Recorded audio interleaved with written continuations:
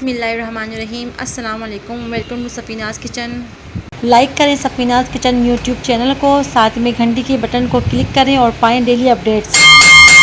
आज मैं बना रही हूँ सबका फेवरेट चने की दाल गोश्त। आज जो मैं आपसे रेसिपी शेयर करने वाली हूँ, इस अंदाज़ में चने की दाल गोश्त बहुत ही मज़े की बनती है।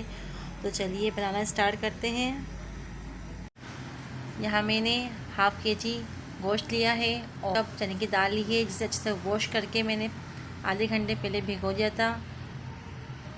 अब एक बर्तन में मस्टर्ड ऑयल शामिल करेंगे। मैंने यहाँ पर आधा किलो गोश्त के लिए 1.5 चम्मच मस्टर्ड ऑयल लिया है। और जब ऑयल गर्म हो जाए तो एक दरमियानी साइज़ की प्याज को बारीक कट करके ऑयल में शामिल कर दें और इसे लाइट गोल्डन ब्राउन कर लें। आप देख सकते हैं प्याज कितनी अच्छी ब्राउन हुई है। जैसे ही प्याज ब्राउन हो जाए, आप इसमें लहसुन अदरक का पेस्ट शामिल कर दें। 2 टेबलस्पून, हाफ़ टी स्पून हल्दी शामिल कर दें, नमक हस्बे ज़ायका, और साथ में ही आप गोश्त शामिल कर दें और इन तमाम चीज़ों की एक साथ ऑयल में भुनाई कर लें। इसकी भुनाई हमें इतनी करनी है कि गोश्त का कलर चेंज हो जाए और इसमें ऑयल सेपरेट हो जाए। ये चने की दाल गोश्त इतने मज़े का बनता है कि आपका पेट तो भर जाएगा खाने के बाद, लेकिन दिल नहीं। आप देख सकते हैं यहाँ पर गोश्त भून चुका है और तेल भी सेपरेट हो चुका है। तो यहाँ पर हम स्पाइसेस शामिल करेंगे।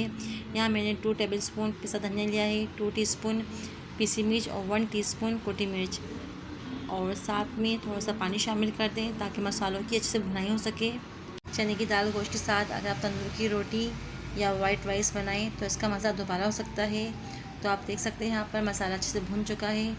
अब आप इसमें 2 दरमियानी साइज़ के टमाटर को छील के क्यूब की शक्ल में कट कर लें और गोश्त में शामिल कर दें और इसकी गोश्त के साथ अच्छे से भुनाई कर लें। आप देख सकते हैं यहाँ टमाटर अच्छे से गल चुके हैं। अब हम इसमें चने की दाल शामिल कर देंगे और अब चने की दाल की भी साथ में भुनाई कर लेंगे। ये चने की दाल और गोश्त की ऑथेंटिक रेसिपी है जो मैंने आपसे शेयर की है और ये झटपट तैयार भी जाती है।